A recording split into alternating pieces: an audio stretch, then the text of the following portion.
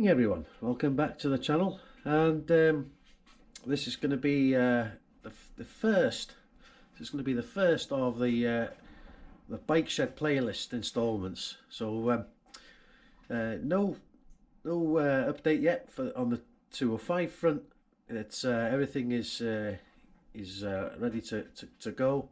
There's been a slight delay in getting the bits welded in and stuff, so no issues. It'll be done when it's done.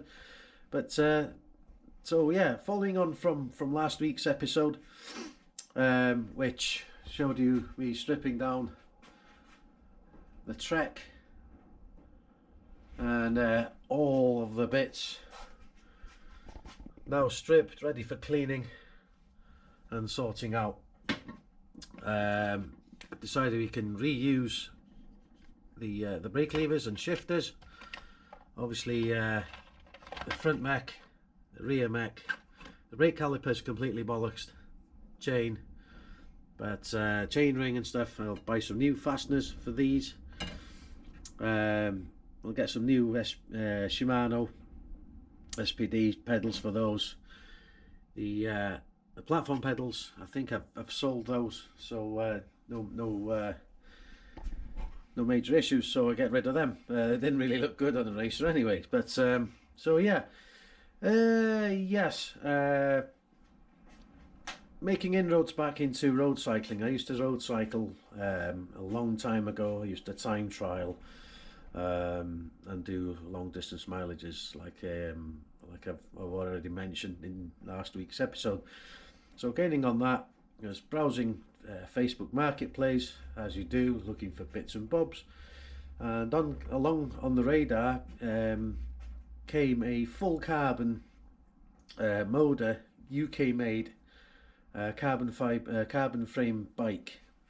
It was basically advertised as new, so it was being sold by a chap I know well, and so I arranged to meet him, go and have a look at the bike, and the bike is pretty much brand new, you know.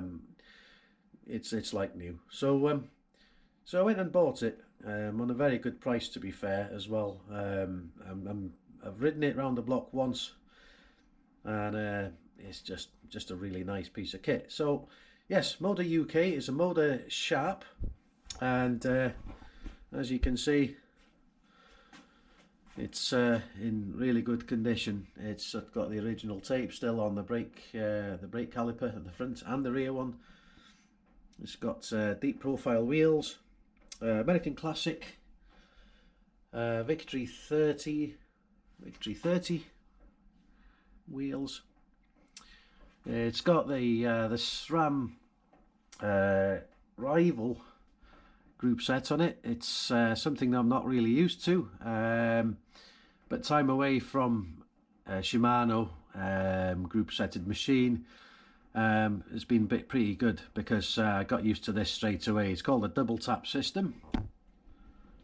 As you can see there, it's a double tap system, and the levers themselves are carbon fiber, so really good spec. Pirelli handlebars, front and rear brake calipers, FSA headset, Pirelli stem, and carbon fiber stem stackers. Obviously the carbon fiber frame, deep box kind of scenario on the bottom bracket. It's really quite beefy. I was fortunate enough to have to buy the bike with the pedals, Shimano SPD SLs. Chuffed with those, although in the past I was a Lookman, but it doesn't matter. These are on the bike, so it's what it's going to go. I'm not going to spend more money on buying pedals when these are perfectly fit to do the job. So so that's that. It's got the a SRAM Force front mech on it, Rival rear mech, and Pirelli seat.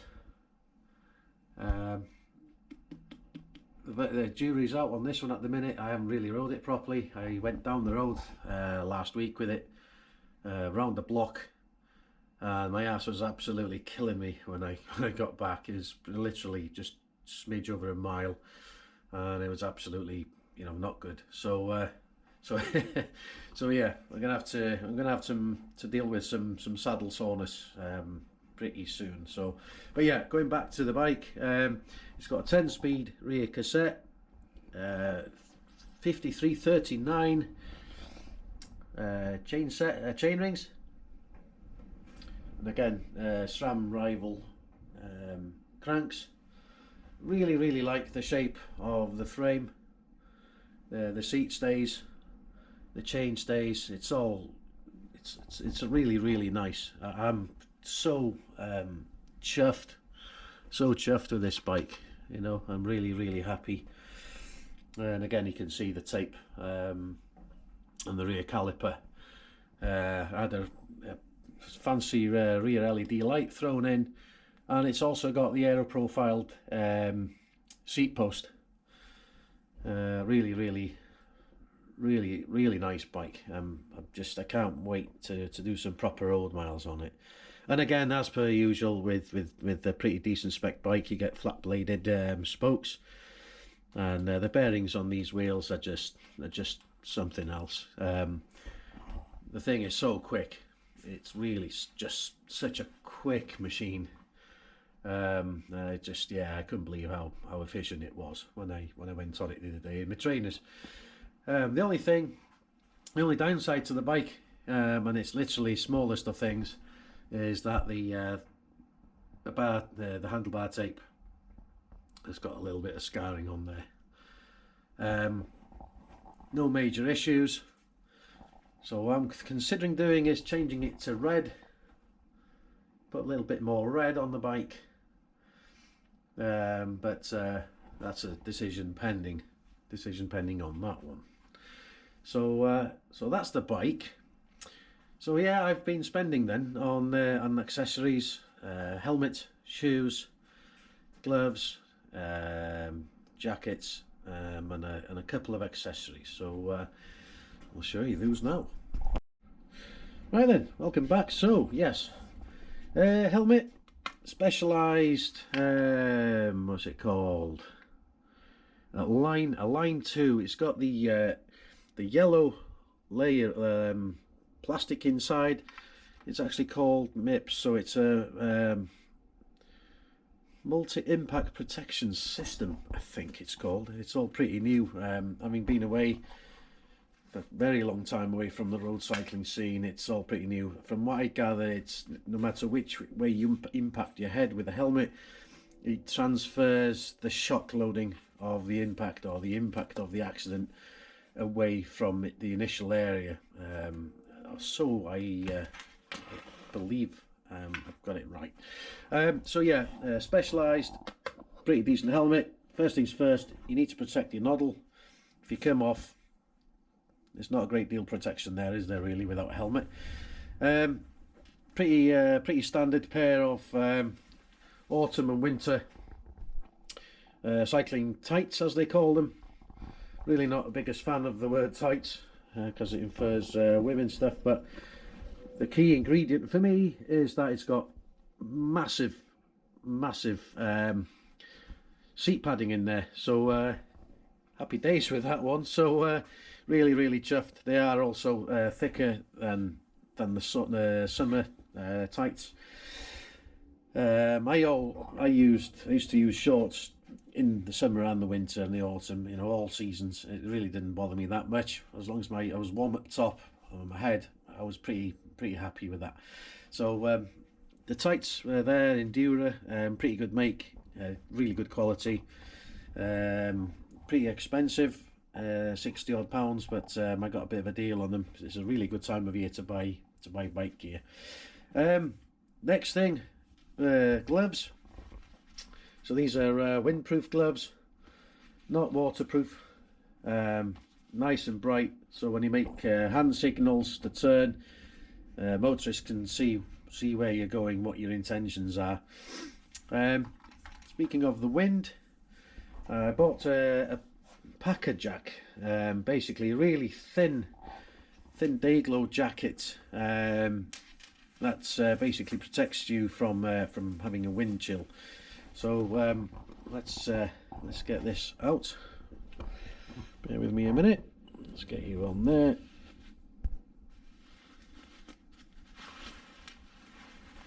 So basically what we've got here is a really lightweight jacket. As you can see, it's just so thin when you're wearing it. If you're wearing a t-shirt underneath it, I mean, you can probably see my hands through that actually. It's just so thin, but again, it's bright, and I really intend in being seen, because when you come into an argument with a car or a van or a truck or anything else on four wheels, come to that matter, then you're bollocks on a bike. You've got no chance. So yeah, really happy with that. Well, that was on a really good deal as well. So yes, the next most important thing with a bike is, of course, cycling shoes, and having cleats on the shoes that will clip in to the pedal here. So I went and bought myself a pair of shoes because my old ones are long gone, and basically settled for a pair of Boardman cycling shoes. They are, I can't remember which model they are. They're just road cycle shoes. There we go, size 9. They fit really well. So put those, that box there out of the way, and basically these shoes, as with everything else, everything's moved on so much since the last time I donned any kind of cycling gear. Basically, let's switch on the light.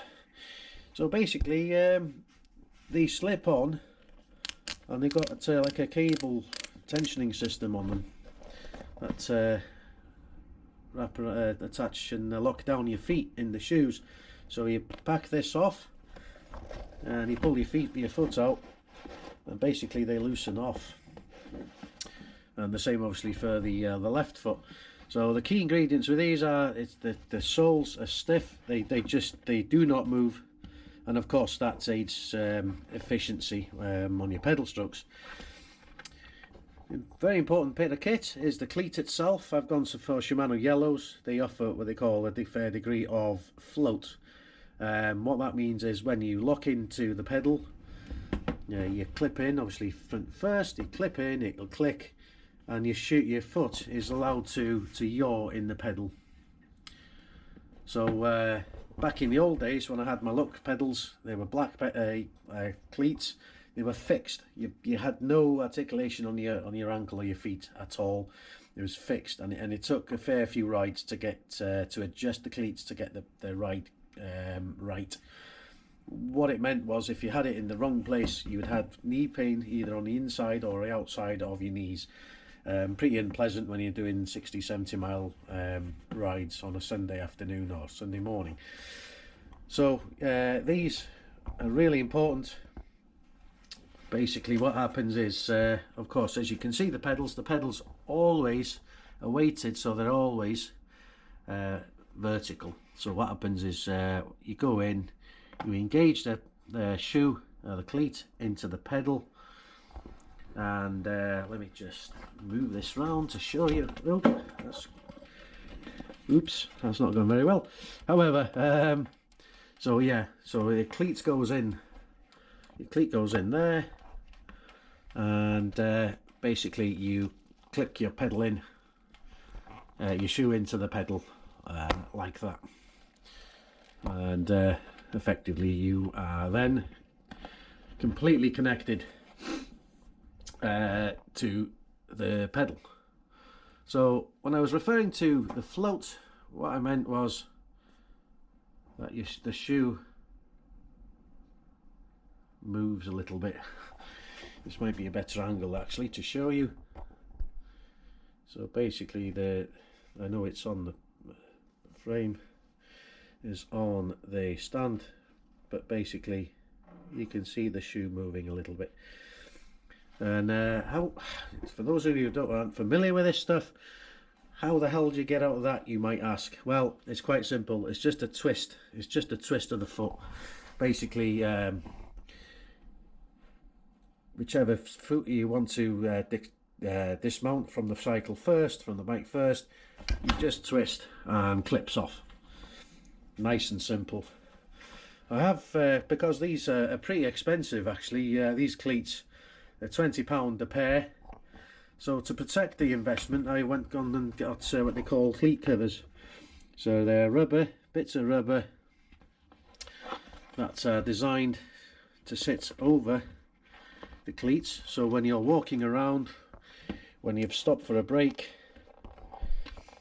then basically these fit over and they allow you to walk around. Very peculiar kind of walk when you've got these things on. You walk like you've just filled your pants basically. So yeah, so they're the covers, and hopefully they'll do the job and protect my cleats, protect the investment, so they'll last a heck of a lot longer. I suspect that I probably won't always put these covers on, however they should definitely do the job. So that's the shoes, the helmets, the tights, or the bib tights, or the tights even. Helmet is covered. So the next thing obviously then is having stuff that will get you out of trouble on the bike. So always used to carry a spare in the tube, and pretty new to me. I only found out about these things today. It was that they have what they call super patch. You might remember that back in the day you had a puncture repair kit, you'd had your patches, you had your little bit of a block of French chalk, sandpaper to scuff the tube, and of course your tire patch glue, vulcanizing fluid. You don't have to anymore. These things, they're dated apparently. I need to check them out. With these, you take your patch, your tube out of the wheel, find out where it's leaking, and with these things you peel the back off them and you just stick them on, and that's it. They do not come off, or so I've been told by the chap in the cycle shop today. So patches, tubes, spare tyre. I used to carry a foldable spare tyre with me. I haven't bought one yet, but I will do. I'm going to get one of those sorted out this evening. I need to buy a couple of jerseys as well. Basically finished tops with zip, with a quarter zip like this, and on the back of them they'll have 2 or 3 pockets in to carry this stuff. In terms of saddlebag, I'm not quite sure if I'm going to use one yet, but we'll see. Another important piece of kit is a chain tool. This is my crud tool that I've had for quite a few years. It's got Allen key sizes on there, and then most importantly it's a chain tool as well. So a very important piece of kit on there. Tyre levers, obviously, to pull the tyre away from the wheel, and a bottle cage that came with the bike. I'm actually going to buy a pair of white ones. I'll hang on to this one for the trek, and I went and bought a pump again with the rest of the stuff. This is just massive. It's far too big really, and far too clunky to carry around with me. Of course, obviously it's got the frame fastening clamp on there at the minute. But I've decided to hang on to this and not send it back, to use it at some point when I buy a mountain bike. So if you look at the difference, both top heat pumps, look at the difference in size between this and that one. So this one you can put in a pocket on your in your jersey. So yeah, it's going to be a lot easier to carry around, a lot lighter as well actually. So the next things, of course, we'll be cycling in the summer months. Let's have a look. Excuse the shaky camera. Is glasses. I always used to have a set of interchangeable cycling glasses. So basically you have your frame, get the bag out there. So amber lenses for grey, dreary winter, autumn days. You have a clear lens, and then of course you have a UV protecting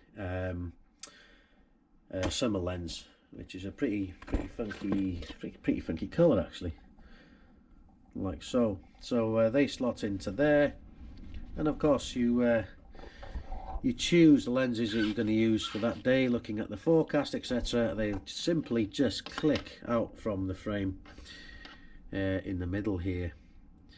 So very important, keep your eyes safe from ultraviolet rays, and from when this part of the world it's absolutely peeing it down with rain, so get some kind of protection from the elements. So those are the main bits that I've bought. So I've took delivery today of another bit of kit, something I'd seen on Facebook actually, and it's you might have seen that I haven't got a cycle computer on the bike yet. Not sure I'm going to buy one, to be honest. Not sure I'm going to buy one because, to be completely honest, I'll be able to use my mobile phone on the bike using the quad lock system. So basically we have a handlebar stem mount which we're going to fit this evening. There's a case that the phone fits into, and we have what they call a poncho, which is a completely waterproof, dustproof, crud-proof clip-on or push-over clear case that goes over the whole phone basically. So what we're going to do in a minute is we're going to get the bike away from the servicing stand back onto the garage floor, and we're going to install the quad lock system to finish off this video. So I'll see you in a minute.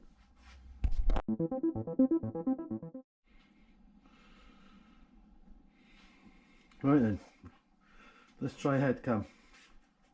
If I can find it. Where are we? Quick. GoPro quick. Absolute shite this thing, but we'll see if we can control it. As you can see, I've called it Shite Pro on here. Control your Shite Pro. Sometimes it finds this camera, sometimes it doesn't. So basically what I'm going to do is, what I'm doing is connecting it to see if it works. So I'll see you in a minute. Right then, I believe I've got it working. So with that in mind, let's have a look here. Right, so we've got the 3 bits, the handlebar, stem mount. So this is a plastic bit with 2 O-rings in there. Definitely need the larger ones. We'll get rid of the 2 smaller ones. So basically this goes onto your stem. This is rubber, it's not plastic. It looks plastic but it's not. It goes on your stem. These 2 go obviously from one side round to the other to secure it. We'll fill that in a minute. So the case, obviously pull tab to open. So this goes on the phone. Usual bits and bobs there. That looks nice. And of course you've got the quad lock here. So basically what happens is that goes in there, you push down, you twist and you lock. And there's no way that's coming off. To release it, pull that back, twist and remove. Nice and simple. So let's get the phone into the case. Wow, this is really tight fit, this. Wow, that's good. It's definitely not going to come out of there, that's for sure. Wow, yeah, really good quality. Not cheap. £54.99 I think for the poncho, the case. and this. You don't seemingly get a lot for your money. However, I've read reviews on them, and a lot of people are particularly happy with these. So yeah, happy days. So right, let's fit the quad lock. I'm going to put this, obviously it's a stem mounted, so we're going to put this on the stem. I really hope you can see all this properly, because it's been a while since I've used head cam. So basically we're going to hang this O-ring around like that. We're going to grab this, hold the mic still, tension this, bring it over, and hold the O-ring and let that go. Ace. Right, so that's the first one in place. It's pretty tight as well, actually. It's that tight, it's pulling this up, so that's really good. Right, let's go and do this one. I'll pull this round once again, being very careful with this. Pull it in and across. They're really tight, these. It's a good thing. And yeah, that's in. Wow, that's really solid. That's absolutely rock solid. Grab the phone, in and locked. Yeah, chuffed with that. What I've done is I've actually installed a bicometer. And excuse the snottiness. This is why I'm not at the minute considering not bothering with the cycle computer. It works. It all works GPS. Gives you your speed, your distance, your average speed, your calories burnt. The statistics stats on here as well. There's historical rides. You can put your settings in here. Which I haven't done yet, but I will do. So you go back to activity. There's real-time mapping on this. I've already set it to satellite map. You can choose a hybrid map, which gives you roads, I think. Whatever that means. It looks the same as the other one. However, so yeah, in terms of that, I'm going to give this a go, and see how we go with it. So I'm not going to bother with the cycle computer as things stand. So but yeah, we'll see how that goes. And yeah, we'll see how it goes. I really like that. It's really solid though. It's really solid, and yeah, absolutely sturdy. So right, let's go and test out the poncho. Really impressed with the packaging. Everything seems it's really good quality. So the poncho, it's got touchscreen thingamajigs. It's got a protector for the camera lens. So let's get this over. Again, a really tight fit, which is what you want to make sure you don't get any water in and on your phone. It's really tight actually, but yeah, bottom of the charging point is all blocked off, and there's really no chance of anything coming through there. So I'm not quite sure the scoring with these is. Obviously to go in, I'll put my pin in. It won't read your thumbprint or fingerprint because of course it's coming through a piece of plastic. So yeah, that's that sorted out. So yeah, it's a pretty good setup, isn't it? I'm really chuffed with that. Pull that, twist and away. And if you don't need to use your phone, or you're keeping it in your pocket or whatever, it's pretty tidy as well. So it's not bulky. It's pretty decent. So yeah, happy days. So get you back off head camera. That's pretty much it for this week. So I'm really hoping next week we'll get some movement on the 205.